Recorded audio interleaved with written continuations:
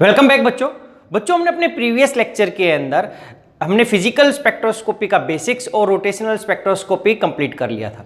तो आज हम अपना एक इंपॉर्टेंट जो second spectroscopy that is vibrational spectroscopy वो स्टार्ट करेंगे।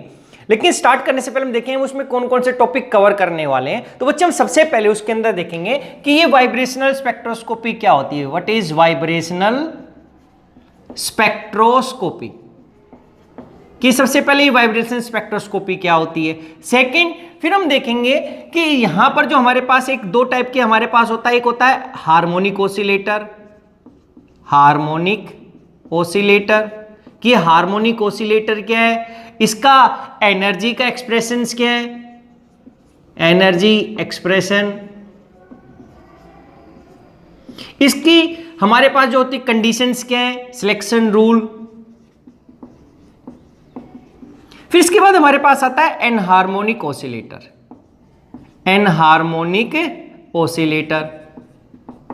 सेम इसके अंदर भी हम क्या करेंगे, इसका एनर्जी का एक्सप्रेशन, फिर हम इसके सिलेक्शन रूल। फिर इसी के अंदर हमारे पास आता है like what are fundamental absorption, first overtone, hot band. So इसके अंदर हम जो और करेंगे सिलेक्शन रूल के बाद हम देखने वाले कि व्हाट आर फंडामेंटल एब्जॉर्प्शन क्या होती है, हॉट बैंड्स क्या होते हैं, एंड ओवरटोन्स क्या होती हैं। ये फर्स्ट हो सकता है, सेकंड ओवरटोन, थर्ड ओवरटोन, इस तरीके से। और फिर उसके बाद हम लास्ट में देखेंगे rotational vibrational spectra of diatomic molecule. यानी कि हमने यहां पे रोटेशनल और वाइब्रेशनल जो हमने स्पेक्ट्रोस्कोपी थी दोनों को हम कंबाइन कर देंगे कि मॉलिक्यूल पे वो रोटेशन भी कर रहा है और वाइब्रेशन भी कर रहा है, लेकिन वो इंडिपेंडेंट कर रहे हैं एक दूसरे के लिए। तो उस टाइम में उसका एनर्जी एक्सप्रेशन क्या आएगा, energy difference between different energy levels क्या आएगा, वो कवर करेंगे। तो let's start our topic vibrational spectroscopy. Vibrational spectroscopy बच्चे इसको IR इंफ्रारेड स्पेक्ट्रोस्कोपी भी बोल देते हैं, ओब्लिक IR इंफ्रारेड स्पेक्ट्रोस्कोपी। तो क्या बोलते हैं, अगर कोई मेरा एक मॉलिक्यूल है या एटम है तो क्या कर रहा है, अगर वो वाइब्रेट कर रहा था, वाइब्रेट का मतलब इस तरीके से यहां पे चला गया, अगर वो यहां से फिर आके इस साइड भी चला गया, इसका मतलब वो वाइब्रेशन कर रहा है यहां से यहां तक। तो अगर वो पहले यहां तक ही वाइब्रेशन कर रहा है, मैं चाहता हूं कि ज्यादा वाइब्रेशन करे, यहां तक चला जाए, तो हमें क्या करना पड़ेगा, इसको एनर्जी सप्लाई करनी पड़ेगी। एनर्जी सप्लाई करेंगे तभी अब्जॉर्ब किया, तो ये यहां से यहां तक दोनों साइड में वाइब्रेशन कर सकता है हमारे पास। अगर हम लिखेंगे कि when we try to change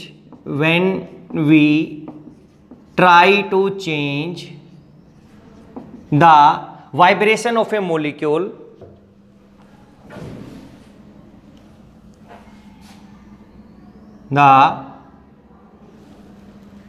when we try to change the vibrational motion of a molecule, then it will absorb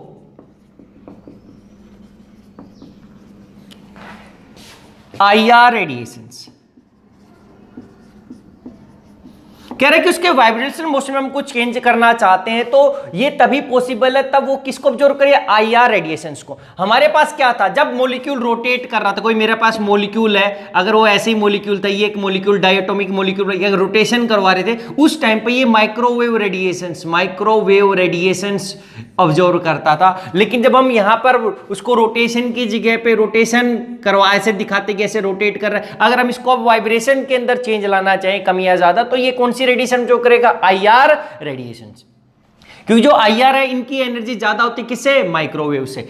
अब क्या था कि कोई मेरे पास जो मॉलिक्यूल था वो माइक्रोवेव स्पेक्ट्रा, रोटेशनल स्पेक्ट्रा बोलते थे, वो तब देता था जब उसके अंदर एक परमानेंट डाइपोल मोमेंट होता था। लेकिन इसकी कंडीशन क्या है कि हम क्या बोल सकते हैं कि कंडीशन फॉर वाइब्रेशनल स्पेक्ट्रोस्कोपी या कंडीशन फॉर वाइब्रेशनल स्पेक्ट्रा, कि मेरे पास कौन सा मॉलिक्यूल वाइब्रेशनल स्पेक्ट्रा देगा, या वो इसके अंदर हम बोलेंगे कि वो वाइब्रेशनल एक्टिव है यहां पर। तो हम क्या बोलते हैं कि vibrational motion should result change in dipole moment, change in dipole moment। कह रहे कि यहां पे तो उसके पास परमानेंट डाइपोल मोमेंट होना चाहिए था, पहले ही पोलर होना चाहिए। तो कह रहे हैं यहां पे पोलर ना भी है तो चलेगा, लेकिन जब उसके अंदर वाइब्रेशनल मोशन होना चाहिए, वाइब्रेशनल मोशन होगा तो उसके अंदर जो उसका डाइपोल मोमेंट है वो चेंज होना चाहिए। क्यों? देखो डाइपोल मोमेंट को हमने ऐसे लिखा था mu equals to R into Q. ये क्या था? Charge separation, this is charge separation. और ये क्या था? Distance between nuclei, this is the distance between nuclei, जो दो न्यूक्लियाई थे हमारे पास। ये क्या था? Dipole moment, this is dipole moment. अब हमने बोला था कि जो डाइपोल मोमेंट है बच्चे ये एक वेक्टर क्वांटिटी है, दिस इज ए वेक्टर। तो अब इसके पास दोनों चीजें होती हैं, कोई भी वेक्टर के पास दो चीजें होती हैं, एक डायरेक्शन होती है और दूसरा हमारे पास उसका होता है मैग्नीट्यूड। जब भी कोई एक वाइब्रेशनल मोशन करेगा, एक मॉलिक्यूल लिया, अभी मैंने की लिया, देखो मान लिया कि इसकी यहां पर ये यहां से इस, अगर मैं पॉइंट बना दूं ऐसा, तो इससे इसकी मीन पोजीशन है, दिस इज द मीन, कि उसकी जो लेंथ है यहां पे हमने उसको टाई किया हुआ एक टाइप से एक मॉलिक्यूल को, अगर हम ऐसे बात करें, या वो यहीं पे। अब क्या करें, इसको मैं इतना करवा सकता हूं। अब देखो जैसे हम उस मॉलिक्यूल को वाइब्रेट करेंगे, यानी कि अगर होगा तो कंप्रेस भी होगा, यानी कि अगर हम उसके अंदर स्ट्रेचिंग करते हैं, एक स्प्रिंग लेते हैं, देखो अगर एक स्प्रिंग होता है ऐसा, ये उसकी मीन पोजीशन है, मान लेते हैं ये स्टार्टिंग पॉइंट है, ये ऐसा। अगर आप इसको स्ट्रेच करोगे, आपने इतना डिस्प्लेस कर दिया, इतना इसको क्या किया, स्ट्रेच किया, तो ये इतना ही बाद में क्या हो जाएगा, कंप्रेस। तो इसके बाद जैसे स्ट्रेच करने के बाद इसके अंदर क्या होगा, रिस्टोरिंग फोर्स आएगा, उसको हम हुक्स लॉ बोलेंगे, अभी देखेंगे। तो क्या हुआ, जब हम किसी मॉलिक्यूल को स्ट्रेच करते हैं, यानी कि वाइब्रेशन हमने स्ट्रेचिंग की है, तो उसके अंदर वो कंप्रेस भी होगा। तो उसके बाद अभी इसकी जो साइज अगर हम बोले, इसको हमने एक्सपेंड इतना हो गया, तो उसके बाद ये क्या होगा, कंप्रेस भी होगा। कंप्रेस होकर क्या हो जाएगा, ये केवल इतने में ही आ जाएगा। देखो पहले मेन पोजीशन ये थी, फिर ये हो गई, अब ये हो गई। तो इसका मतलब मैं क्या दिखा सकता हूं कि यहां से यहां तक ऐसा था, फिर ये ऐसा हो गया, फिर ये उससे भी क्या हो गया, कम हो गया, इस तरीके से। तो ये ऐसा था। या आपने एक रबर बैंड लिया, अगर रबर बैंड लिया, अगर मान लिया उसकी इतनी मीन पोजीशन थी, उसके इतना साइज है, आप उसको क्या करोगे, स्ट्रेच करोगे, तो स्ट्रेच करने के बाद छोड़ोगे तो वो वापस से कंप्रेस अपनी इस पोजीशन से पीछे आएगा, फिर नॉर्मल वहां पर आ जाएगा, यानी कि उसका जो लेंथ होगी वो चेंज नहीं होगी। लेकिन जितना ज्यादा आप स्ट्रेच करोगे उसके अंदर उतना ही ज्यादा फोर्स जनरेट हो जाएगा, जिसको हम रिस्टोरिंग फोर्स करेंगे, वो उतनी ही जल्दी से अपनी मीन पोजीशन पे आना क्या करेगा, फेवर। लेकिन ऐसा नहीं है कि जैसे आपने उसका छोड़ा वो यहीं पे आकर रुक जाएगा, वो अंदर जाएगा, फिर थोड़ा सा और इस साइड आएगा, फिर फाइनली मूवमेंट, यानी कि जो उसकी जो वाइब्रेशन होंगी पहले हायर एनर्जी की थी, फिर धीरे धीरे धीरे धीरे उनके अंदर डैंपिंग स्टार्ट हो जाएगी। डैंपिंग का मतलब है कि जो उसकी वाइब्रेशन का है एनर्जी वो थोड़ा कम होने लग जाएगा और फाइनली अपनी ही पोजीशन पे आ जाएगा। तो सेम यहां पर क्या हुआ कि उसकी जो पहले पोजीशन ऐसी थी, फिर ज्यादा हो गई, फिर हम उसको कम दिखाएं तो ये यहां पर कम हो जाएगा। तो क्या हुआ कि जब ऐसा किया तो मेरे पास क्या हुआ, इसकी जो डाइपोल मोमेंट की डायरेक्शन तो क्या थी, सेम डायरेक्शन क्या थी, डाइपोल मोमेंट की सेम थी, लेकिन क्या हुआ, इसका आर क्या हो गया, चेंज। पहले आर इतना था, फिर इतना ज्यादा हो गया, फिर कंप्रेस होकर इतना हो गया। तो लेकिन क्या हो गया, जो आर था वो क्या हो गया, यानी कि डिस्टेंस चेंज हो गया। ये तो एक ही एटम के लिए कर रहा हूं, जैसे मैंने बताया, अगर दो मॉलिक्यूल होंगे, दो एटम होंगे, तो दोनों स्ट्रेच होंगे, दोनों ही कंप्रेस होंगे, तो वहां पे डाई एटॉमिक मॉलिक्यूल बोल देंगे। तो अभी एक ही मॉलिक्यूल के लिए तो हम ऐसा दिखा रहे हैं, केवल स्ट्रेचिंग, अगर हमने एक को फिक्स कर दिया मॉलिक्यूल को और उसको हम स्ट्रेच कर रहे हैं इस तरीके से, तो जितना स्ट्रेच होगा उतना ही वो कंप्रेस भी आ जाएगा थोड़ा बहुत। तो अब क्या हुआ, बट क्या हो गया, distance as R changes therefore dipole moment changes, therefore dipole moment changes. अब क्या हुआ बच्चे, देखो अब मेरा मॉलिक्यूल के अंदर क्या था कि मेरे पास जब ये वाइब्रेशनल मोशन हुआ तो उसमें आर चेंज हो गया। आर चेंज होने से जो डाइपोल मोमेंट है वो क्या होने लग गया, चेंज। तो अब मेरे पास जो मेरा एक मॉलिक्यूल है कि वो एनर्जी को कब अब्जॉर्व करेगा, वो कब वाइब्रेशनल स्पेक्ट्रा देगा। तो हमने क्या बोला बच्चे, देखो द चेंज इन, हम यहां पे बोल सकते हैं क्योंकि ये पीरियोडिक चेंज होगा। अगर उसके अंदर एक वाइब्रेशनल मोशन अगर फिक्स कर दे कि वो यहां तक ही जा सकता है, अगर हमने बोला कि वो एक मॉलिक्यूल है जो वाइब्रेशनल मोशन कर रहा है कि वो यहां से जा सकता है, एक फिक्स कर दिया, तो एक फिक्स रेशो तक ही पीछे आ सकता है। भाई यहां तक बोल दिया, मान लेते ये मीन पोजीशन थी उसकी, ये क्या थी, मीन। अगर वो यहां पर गया अब फिर वो कंप्रेस होके आएगा, जब कंप्रेस होके आएगा तो इस पोजीशन तक ही आ सकता है, मान लिया कि इस तरीके से यहां तक। तो फाइनली क्या हुआ, ये कंप्रेस होके आ गया, ये मीन पोजीशन। देखो ये हमने स्ट्रेच किया, जब स्ट्रेच होके कंप्रेस होके इधर आ जाता है, ये क्या हो गया, कंप्रेस हो गया, यहां पर कंप्रेस होके फिर मीन पोजीशन, फिर स्ट्रेच, कंप्रेस, यानी कि उसके अंदर एक वाइब्रेशनल मोशन चल रहा है और उसकी एनर्जी चेंज नहीं हो रही, यानी कि वो फिक्स उसकी फ्रीक्वेंसी है। तो हम यहां पे बोल सकते हैं कि when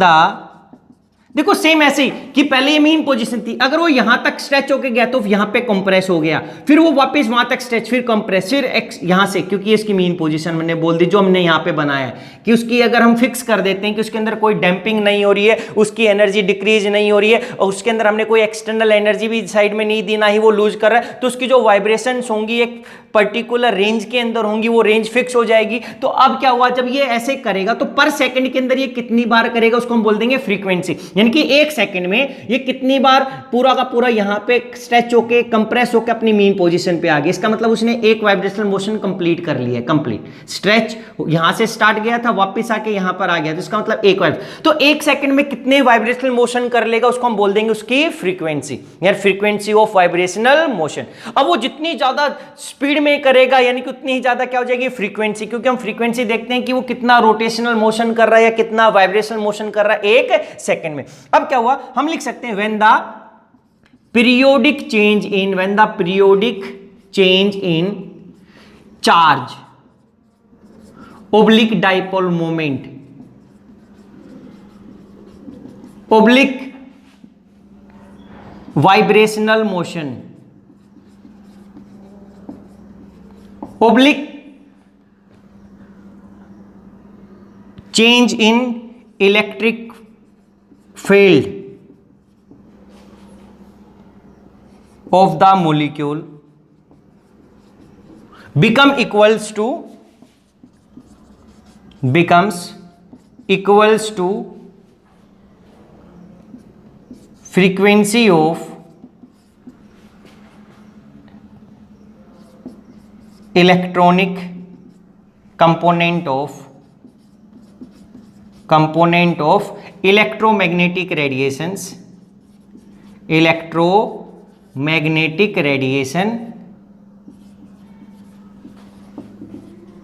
then absorption of radiation take place,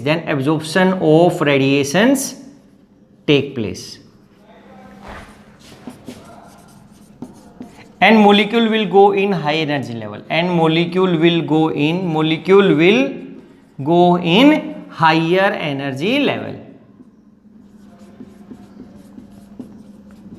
देखो बच्चे क्या बोल दिया हम लोगों ने, हमने पहले बोला था इसमें चार सेपरेशन आ गया, चार सेपरेशन है कि मॉलिक्यूल ही बोल दिया मैंने, या कि मॉलिक्यूल बोल दिया, चार्ज पार्टिकल था, या अब हम एक मॉलिक्यूल की बात कर रहे हैं, लेकिन ए और बी बोल दिया मैंने, ये ए था ये बी था।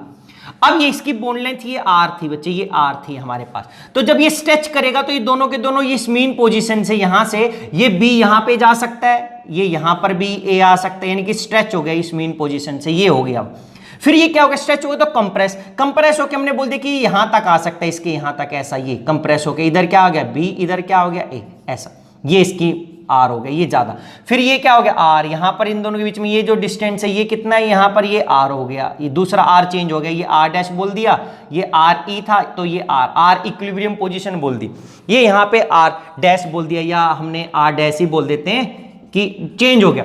लेकिन अगर ये फिक्स हो रहा है कि जब ये स्ट्रेच हो रहा है तो इतना ही डिस्टेंस आएगा, कंप्रेस हो रहा है इतना, ये इससे ज्यादा पास नहीं आ सकता हमारे पास, दो मॉलिक्यूल है तो उनका बॉन्ड एक दूसरे के ज्यादा पास नहीं आ सकता, उसके पर्टिकुलर लिमिट है हमारे पास। तो देखो अगर ये ऐसा कर रहा है, जब ये स्ट्रेच कर रहा है, या आगे सिंगल ही पार्टिकल की बात करता, जब हमने उसको एक फिक्स पोजीशन से स्ट्रेच किया, ये दो के बारे में बात करते हैं, तो क्या बोला कि ये पीरियोडिक चेंज है। देखो पहले इतना आएगा, फिर स्ट्रेच होके कंप्रेस, फिर मीन पोजीशन, फिर स्ट्रेच, फिर कंप्रेस, ऐसे ही यहाँ पे 1 2 3 स्टेज पे, फिर ये फिर 1 2 3 पे, क्योंकि कंप्रेस होने के बाद ये मीन पोजीशन पे आएगा, फिर स्ट्रेच होगा, तो ये पीरियोडिक चेंज बोल दिया, यानी कि जो ये चेंज हो रहा है रिपीट हो रहा है। तो क्या हो रहा है, इसके अंदर चार्ज के अंदर भी तो चेंज आ रहा है, क्योंकि चार्ज हमारे पास क्या था, क्योंकि ये मॉलिक्यूल डाइपोल मोमेंट कब होता है, जब मेरा मॉलिक्यूल चार्ज होता है। चार्ज का मतलब उसमें क्या है, हमने क्या लिखा है चार्ज सेपरेशन, इसका मतलब जब एक पॉजिटिव बोल दिया एक नेगेटिव बोल दिया, एक पॉजिटिव एक पे क्या नेगेटिव चार्ज। और हमें पता है फिजिक्स के अंदर में रोटेशनल स्पेक्ट्रोस्कोपी में भी पढ़ा था, जब भी कोई चार्ज पार्टिकल, जब भी कोई क्या होता है चार्ज पार्टिकल मूव करता है, मूव करेगा तो वो मैग्नेटिक फील्ड जनरेट करेगा, इलेक्ट्रिक एंड मैग्नेटिक फील्ड। क्या जनरेट करेगा, it will generate electric field, वो जनरेट करता है, मैग्नेटिक फील्ड भी करता है। अगर वो मूव नहीं करेगा तो केवल हमारे पास वहां पे एक ही फील्ड जनरेट होगी, लेकिन अगर कोई चार्ज पार्टिकल मूव करेगा तो क्या प्रोड्यूस करेगा, इलेक्ट्रिक एंड मैग्नेटिक फील्ड।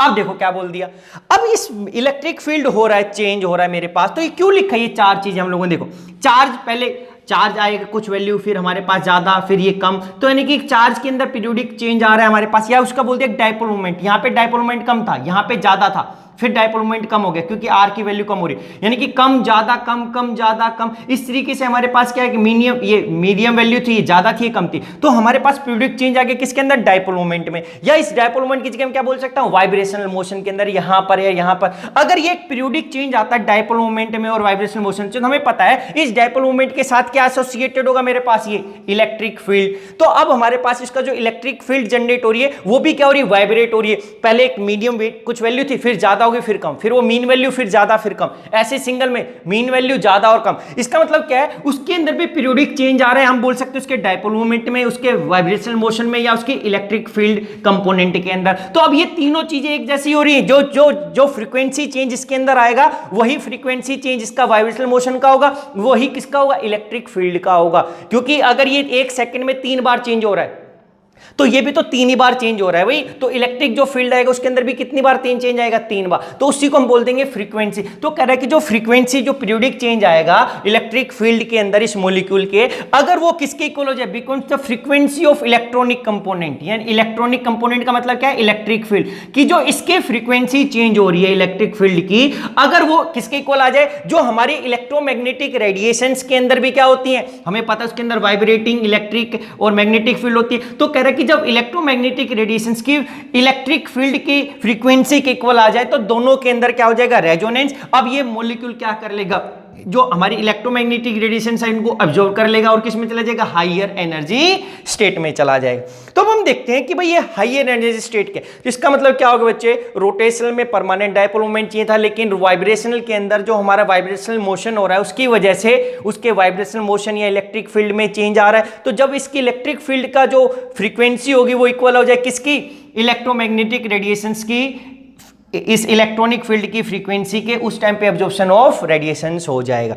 अब हम देखते हैं कि डिफरेंट, ये हमने क्या, हाई एनर्जी, ये डिफरेंट वाइब्रेशनल एनर्जी लेवल क्या, और हम इसको कैसे रिप्रेजेंट कर सकते हैं, हम बोल डिफरेंट वाइब्रेशनल एनर्जी लेवल्स। देखो हम इसको कैसे रिप्रेजेंट करें, इसको समझने से पहले हम हुक्स लॉ देखते हैं। देखो हुक्स लॉ फिजिक्स में आता है हमारे पास, हुक्स लॉ ये क्या बोलता है, व्हेन वी पुश और पुल ए मॉलिक्यूल और oblique an atom from its mean position, then a restoring force will generate in the molecule।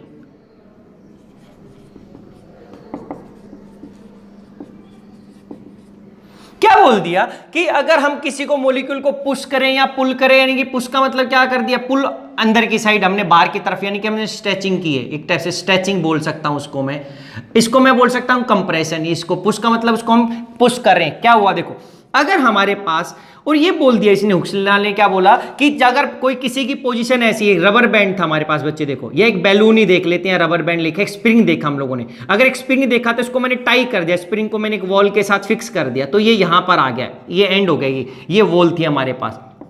क्या बोला कि अगर मैं इसको पुश भी करूंगा, अगर इसको कंप्रेस करके इधर लाता हूं तो ये इसको छोड़ने के बाद ये वापस अपनी पोजीशन पे जाना फेवर करेगा। इसका मतलब जब हमने इसको पुश कर दिया, एक टाइप से इसको कंप्रेस कर दिया, तो भी इसके अंदर एक फोर्स जनरेट होगी जो अपनी ये चाहता है कि वापस मेन पोजीशन पे आ जाए। अगर हम इसको क्या करें, एक्सटेंड कर दे, इसको स्ट्रेच कर दे, यानी कि हमने इसको पुल कर लिया, तो भी क्या करेगा, जैसे ही छोड़ेंगे ये कंप्रेस होकर अपनी इसी मेन पोजीशन पे आना फेवर करेगा। तो इसने क्या बोला कि जो माइनस रीस्टोरिंग फोर्स है, दिस इज तो माइनस रीस्टोरिंग फोर्स क्यों है, क्योंकि जब हमने फोर्स लगाया तो पॉजिटिव था, यानी कि इसको स्ट्रेच किया तो हमने फोर्स लगाया, लेकिन इस मॉलिक्यूल में उसके अगेंस्ट फोर्स जनरेट हो रहा है। कंप्रेस कर रहे हैं तो भी उसके अगेंस्ट, वो कंप्रेस किया हम लोगों ने तो वापस से एक्सपेंड होना चाहता है, लेकिन जब हमने एक्सपेंशन किया तो वापस से अपनी कंप्रेस होकर उसी पोजीशन पे आना चाहता है। इसलिए बोलते हैं minus restoring force is directly proportional to displacement. देखो ऐसा क्यों बोला बच्चे कि इस पोजीशन से मैं जितनी दूर लेके जाऊं या इधर, दोनों साइड में जितनी दूर, उतना ही ज्यादा फोर्स इसमें एग्जिस्ट करेगा, वो उतनी ही पावर से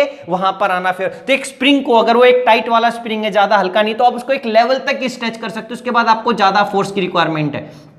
उससे एक ज्यादा लिमिट तक आप नहीं कर सकते। तो क्या हुआ, यानी कि रिस्टोरिंग फोर्स किस पे डायरेक्टली डिपेंड करे, डिस्प्लेसमेंट। तो डिस्प्लेसमेंट अगर बोल दिया ये x है किसी भी साइड हमारे पास उसकी मीन पोजीशन से, तो यहां पे क्या हो जाएगा, इसको -f से रिप्रेजेंट किया, दिस इज x, तो हम इसको ऐसा लिख सकते हैं f इज -x या f is directly proportional to k -kx। यहां पर क्या हो गया, ये फोर्स कांस्टेंट हो गया, k इज फोर्स कांस्टेंट।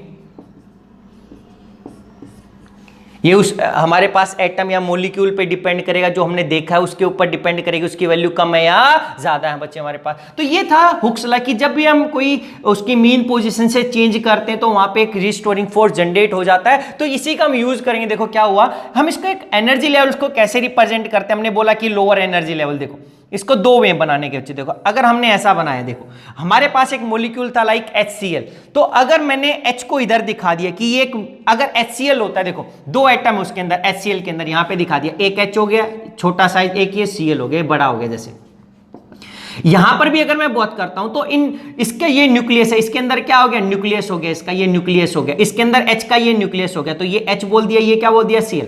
तो जो इसके H के जो इलेक्ट्रॉन होंगे उसको कौन अट्रैक्ट करेगा, इसका न्यूक्लियस अट्रैक्ट करेगा बच्चे, दूसरे का क्या करेगा, न्यूक्लियस अट्रैक्ट करेगा। यहां पर ऐसा इसका जो इलेक्ट्रॉन होगा उसको कौन अट्रैक्ट करेगा, इसका न्यूक्लियस अट्रैक्ट करेगा, ये ऐसा ये अपनी तरफ अट्रैक्ट करेगा।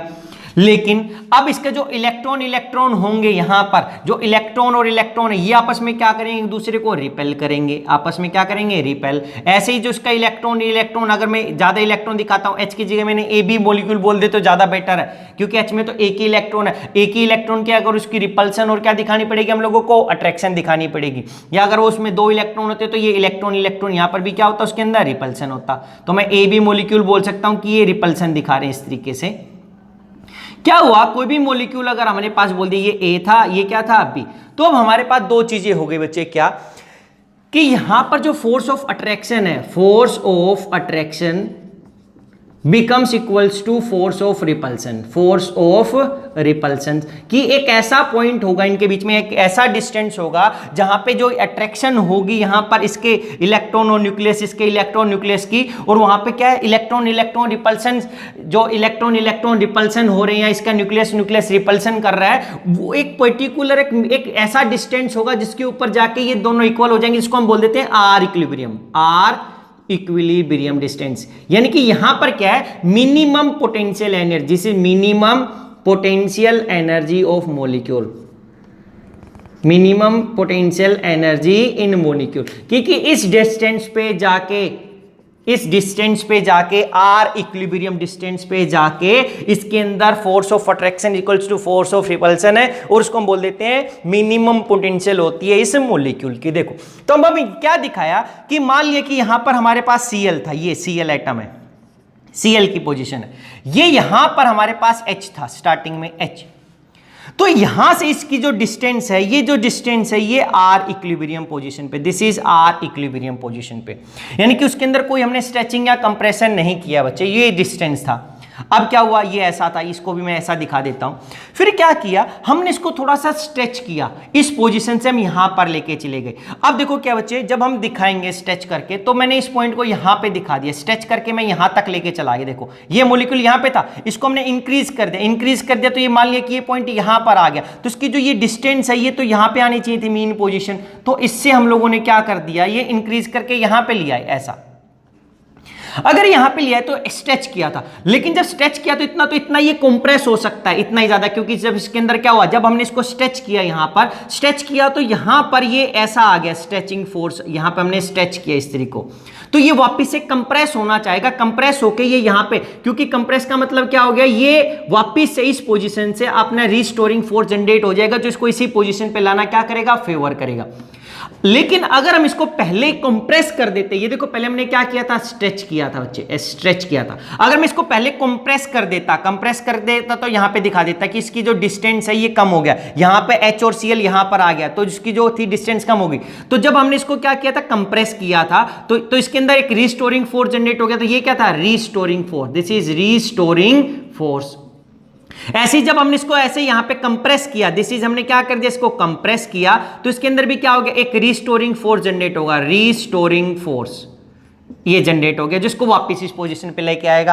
अब क्या हुआ, फिर अगर इसको और ज्यादा स्ट्रेच कर देते तो मान लेते हैं कि इसको हम यहां पर लेके आ जाते हैं ऐसा, तो यहां पर भी ये एक स्ट्रेचिंग एक रिस्टोरिंग फोर्स। तो अगर इसको और ज्यादा कंप्रेस करता तो मैं यहां पे करके दिखा सकता था कि ये और ज्यादा डिस्टेंस कम हो गया, ये CL यहां पे, तो ये क्या था, CL था, ये यहां पर HCl हो गया, दिस इज CL, तो यहां पर CL ही था, तो यहां से इसका डिस्टेंस ये ऐसा हो सकता है, ये यहां तक आ सकता है। अब हुआ क्या बच्चे, देखो कि अगर हम इसको ऐसे बनाएं, इस तरीके से अटैच कर दें, किस किस को, ये जो पोजीशन हमने दिखाई है ये इस तरीके से, ये ऐसी, तो हमारे पास ऐसा एक ग्राफ बनेगा V टाइप में। तो ये क्या दिखा रहा है कि इसको हम दिखाएं तो यहां पे जो ये जो V कर्व है, तो हम लिख सकते हैं हेयर कर्व रिप्रेजेंट रिलेटिव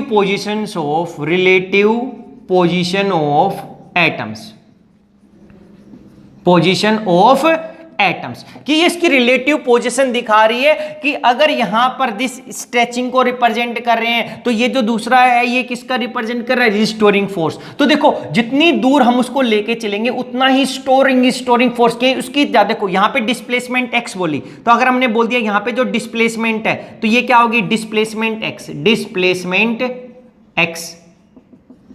तो यहां पर डिस्प्लेसमेंट क्या बोल सकता हूं मैं, यहां पे x डैश, डिस्प्लेसमेंट क्या बोल दी, x डैश। तो यहां पे डिस्प्लेसमेंट ज्यादा, तो यहां पे ज्यादा फोर्स होगा वापस से अपनी मीन पोजीशन पे लाने का। ऐसे यहां पे भी डिस्प्लेसमेंट x डैश बोल दिया हम लोगों ने बच्चे, ये पोजीशन से, क्योंकि पहले यहां पे हाइड्रोजन हो सकता था या दूसरा एटम है, तो ये यहां पे हो सकता है। तो अगर मैं इससे जितनी दूर लेके जाऊंगा या जितनी पास लाऊंगा उतनी ही उसके अंदर क्या हो जाएगी, डीए रिस्टोरिंग फोर्स जनरेट हो जाएगा। तो कह रहा है कि इस तरीके से जो ये कर्व हो गई, ये हमारे पास रिप्रेजेंट कर रिलेटिव पोजीशंस ऑफ एटम। और अब इसको मैं बोल दूंगा कि ये जो ये ग्राउंड स्टेट था हमारे पास, ये यहां पर उसकी, यहां पर अगर मैं बोल दिया तो यहां पर ये बोल दिया कि उसकी स्टार्टिंग पोजीशन इतनी थी। अब बच्चे दो चीजें आ जाती है, आपको बुक में ध्यान देना है कि कभी कभी बुक में इस पॉइंट को यहां से ऐसे टच कर देते हैं। जब हम उसको ऐसे टच कर देंगे, या किसी किसी बुक में वो ऐसा टच नहीं करता, इस पॉइंट को ऐसा बना देता है, इस तरीके से V टाइप में बनाया, यहां पर डिस्टेंस हो, ये आर इक्विलिब्रियम पोजीशन है, आर इक्विलिब्रियम डिस्टेंस है। जब यहां पे टच नहीं करेगा तो इसको वो V इक्वल्स टू 0 लिख देता है, यानी कि ये क्या है उसकी 0, यानी कि यहां पे ये क्या है, ये एनर्जी रिप्रेजेंट करेगा, first vibrational energy level, second vibrational energy level, third vibration. इसका मतलब है कि यहां पर हमारे पास क्या है, ये 0 जहां पर आके वाइब्रेशनल यहां पे स्टार्ट हो, यानी कि ये तो उसकी डिस्टेंस ही, तो यहां पर उसकी क्या है, V इक्वल्स टू 0 क्या है, ये 0। वाइब्रेशनल क्या होती है जी, ये हम बोल देंगे उसकी lowest vibration level, this is the lowest vibrational level, ऐसा यहां पे V इक्वल्स टू 0। अब जो अगला पॉइंट होगा, एक लाइन दिखाएगा तो इसको लिख देगा V इक्वल्स टू 1। ये क्या है, फर्स्ट वाइब्रेशनल एनर्जी लेवल, तो ये फर्स्ट वाइब्रेशनल एनर्जी लेवल हो गया। या फिर एक और दिखाएगा यहां पे V इक्वल्स टू 2, ये क्या हो जाएगा, सेकंड वाइब्रेशनल एनर्जी लेवल। लेकिन अगर ऐसा दिखाएगा तो यहां पर V इक्वल्स टू 0 लिखेगा, फिर ये क्या हो जाएगा, V इक्वल्स टू 1, ये first vibrational, this is V equals to 2, ये सेकंड वाइब्रेशनल एनर्जी लेवल। तो ये और ये डायग्राम अलग अलग नहीं है, बस आपका ये पॉइंट ध्यान देना है। अगर इसको टच कर दिया तो इसको हम 0 नहीं मानेंगे, क्योंकि इसके अंदर कुछ 0, जब ये V इक्वल्स टू 0 होता है, हम एनर्जी एक्सप्रेशन निकालेंगे तो पता चलता है जब वो लोवेस्ट वाइब्रेशनल लेवल में रहेगा तब भी उसकी कुछ ना कुछ क्या रहेगी, एनर्जी लेगी। तो यहां पर उसकी एनर्जी लेगी, तो यहां पर इसकी ये एनर्जी है, जब ये 0 में तो एनर्जी है, 0 में भी यहां पे कर दिया तो उसकी 0 एनर्जी हो जाएगी। यहां पे हम एनर्जी लेवल लिखो, यहां पे इस तरीके से हम इसको क्या दिखा सकते हैं, ये एनर्जी लेवल, एनर्जी इंक्रीज हो रही है, तो ये एनर्जी तो ऐसा टच करेगा। तो अगर टच नहीं किया तो V इक्वल्स टू 0 रखेगा कि 0 वाइब्रेशनल एनर्जी लेवल, ये first vibrational energy level, second vibrational energy. अगर टच कर दिया तो हमें V इक्वल्स टू 0 को दिखाना पड़ेगा कि यहां पर 0 है, तो ये पॉइंट एक टाइप से ये वाला पॉइंट है। फिर फर्स्ट वाइब्रेशनल एनर्जी लेवल, ये क्या है, सेकंड। क्या हुआ कि जैसे जैसे मेरी V की वैल्यू बढ़ेगी उसके अंदर जो रिस्टोरिंग फोर्स जनरेट होगा वो ज्यादा होगा, यानी कि वहां पे वो स्पीड से, क्योंकि इतनी दूर जाएगा तो उतनी स्पीड से पास आएगा। हमने स्ट्रेच कम किया तो स्लोली आएगा, कंप्रेस होएगा। तो जैसे जैसे V की वैल्यू बढ़ेगी उसके अंदर जो रिस्टोरिंग फोर्स होगा वो ज्यादा जनरेट होगा, और अगर वो ज्यादा जनरेट हो उसका मतलब हम बोल देंगे कि वहां पर वो हायर एनर्जी लेवल के अंदर है। तो ये क्या था, डिफरेंट वाइब्रेशनल एनर्जी लेवल, जिसको हम ऐसे रिप्रेजेंट कर देते हैं V से। तो अब इसी के बाद हमारे पास आता है बच्चे इसके अंदर कि ये हार्मोनिक ऑसिलेटर क्या होता है और एक एनहार्मोनिक ऑसिलेटर क्या होता है।